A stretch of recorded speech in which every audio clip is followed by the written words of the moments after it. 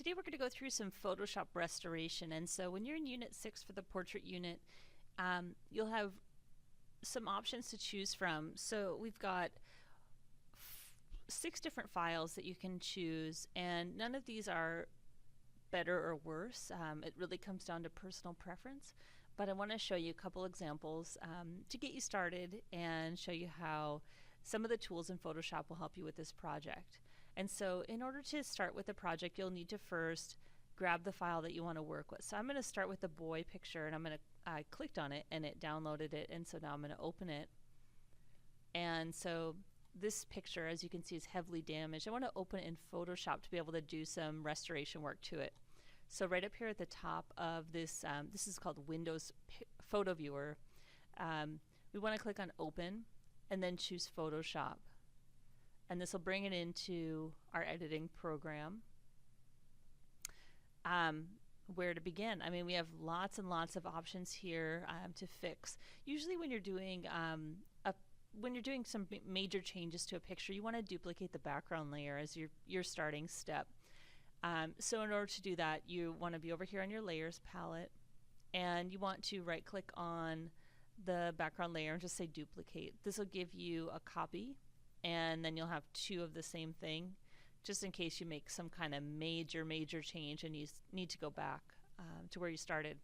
Okay, so in lesson 2 we worked with some of the correction tools on the graffiti, and some of those really powerful tools are, for example, the spot healing, the patch, and then of course our clone stamp. So let's try some of those tools on this picture. Okay, the first one I would like to try on this picture to show you is the spot healing brush. The spot healing brush is a brush that uses a lot of algorithms in Photoshop to make corrections, and sometimes it can mess up, but it does a pretty good job if you use it correctly. So as you can see, the brush is right now 19 pixels big. Now if I want to change the size of the brush while I'm working, I can use the bracket keys on my keyboard. The bracket keys are located next to the P key, and so I can make the tool bigger or I can make it smaller. I want it to match the size of the big rip here on this kid's face. So I don't want the brush to be gigantic. What I'm going to do is I'm going to go ahead and make a line, and you can see that I'm getting this kind of dark gray to show me where I've already been. I'm going to make a short line, and then I'm going to let go. Okay, so the tool works well if you use short lines. So a short line and then let go. And you can see it's not perfect, but we are making progress here. Oh, and now that didn't look good. That didn't make it any better. So if I make a mistake, I'm going to do Control Z and go back to prior to that mistake. Okay, so let's try the patch tool next. Okay, the patch tool works by making a selection around something that needs to be fixed, so this upper corner, and then dragging that down to where I have something good, or even over. I don't want to go on the kid's face, so I want to stay here in this empty spot, and then I can let go. You can see how it works pretty well. It's not perfect, but it looks better. Okay, this is selected, so in order to move on I need to deselect it, so I want to go to select, deselect, or click Control D on the keyboard to drop the selection. Okay, a couple other tools you might want to try would be the clone stamp. This one's a pretty powerful tool. The clone stamp lets you sample from a good part of the picture. So for example, here on these big cracks, I can sample from this good spot right up here, and I can just kind of tap and paint over the top using this good chunk right here as my source. And just kind of be careful not to get carried away. Go slow. This is a slow process, so I'm just tapping along, and my sample point is selected by holding the Alt key and clicking. So this is the clone stamp. Okay, so those are a couple tools on the boy. Now when you're done working, and I'm certainly not, but when you are done, File, Save As, and find the spot where you're saving your pictures. In this case, here's my photo folder I've made on the desktop. I need a new folder for, this is called restoration, and I'm going to put the boy in here. Now this Photoshop wants to save it as a Photoshop file because it has 2 layers now. Now if I'm still working on it, it's okay to save it as a Photoshop file, but when I'm done and I'm ready to hand it in, I want to go down to JPEG. So I'm still working. I'm going to leave it as a Photoshop file. That means I can open it up. All the layers will still be there. But when I'm all done, I need to make sure I'm flattening it for uploading. Okay, let me go grab one more picture. We'll just try one more so we can see a couple other things. I'm going to take the professor picture.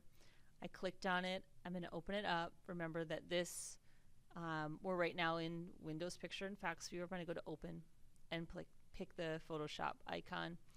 Okay, so this picture has a lot of problems as well. You can see the major creases along it. Certainly not an easy picture to fix, but it's kind of, think of it like a challenge. Okay, so a couple things you might want to do to this picture. It looks like it was scanned in a little bit crooked, and so if you remember from lesson 2, we used the crop tool, and I want to be in the unconstrained crop tool because I want to be able to make the picture as big as possible, but it is a little bit crooked, so I'm going to go ahead and try and straighten him out a little bit. So this is just one idea. Once I have it aligned so it looks straight to me, then I'm going to click the checkbox. Remember, it removes it permanently. Okay, now I'm going to go ahead and duplicate the background like I did in the other picture.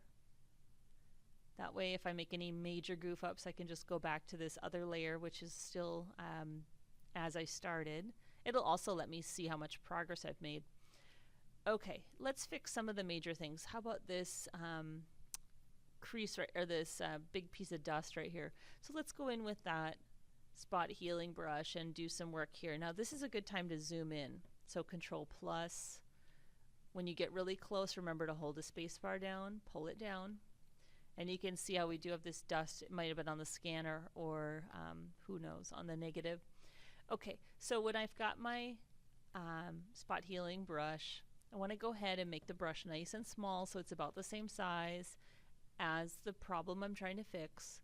And then when I'm painting, I want to use a short stroke.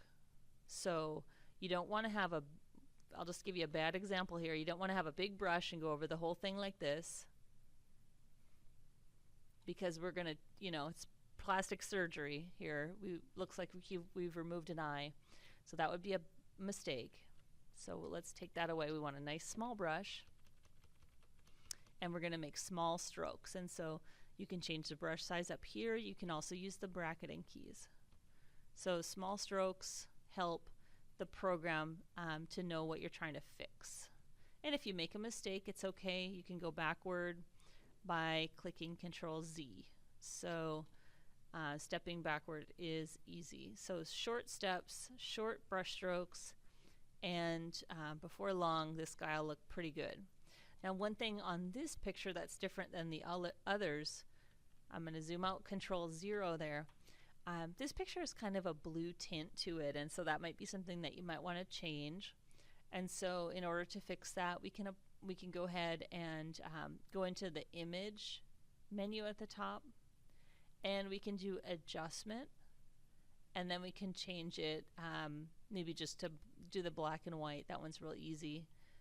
You can see how that takes all the color out of the picture. Now if I want to, I can just experiment with what happens if I slide these around.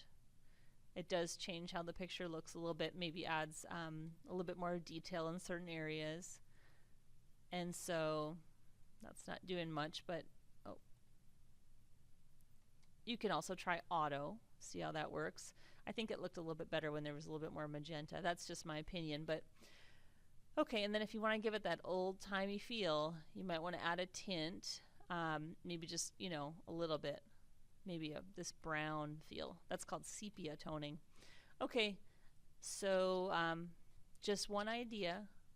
Remember, we're going to make some big changes here, so save your work as you're going. And then when you're finished, all the way done, File, Save as a JPEG. So I'll do a save as right now. I'll put him with my other pictures. And I'm still working on him, so I'm going to leave as a Photoshop file, but when I'm all done, I'll JPEG him. Okay. So last one, let's try one more. We've got the troops. This one's got a big old spot at the top. It's going to, require a lot of work here, but let's go ahead and I'll just open it for you and give you a couple ideas with how you want to start. As you can see on this one, you've also got a border, which we're going to need to crop out. So let's go ahead and do that first. So remember the crop tool, you pull it in. And I would recommend doing this before you even duplicate the layer. Just do this part first, get it done. So pull down the borders till it matches. And then check mark on top to apply it. Now I'm going to duplicate the layer. And then let's go ahead and we'll just try and fix this big part first. Let's try the patch tool, see how that goes. So with the patch tool, remember I want to select the bad part. I'm going to take this selection, I'm going to slide it over to a good part. And then let go. You can do it more than once. Alright, well, it's better than it started. And then I've got a spot up here, so make a selection here, drag it down, and again, if it doesn't look how you want it the first time, try it again. Okay, well, that's better. Alright, and then I'll use some of the spot healing brush here, just like I did before. Helps to zoom in and work your way down. Now, this one has a special problem that I know might be interesting. So I'm going to zoom in, hold the space bar down to get right here on this guy's eye. You can see how one of the cracks goes right over this guy's face. And so I'm going to show you how to clone this eye onto this side. The first thing you want to do probably is to do some work here, taking care of some of this big line that appears here. This looks like a rip of some sort.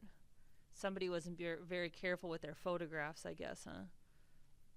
These are probably pretty old pictures, but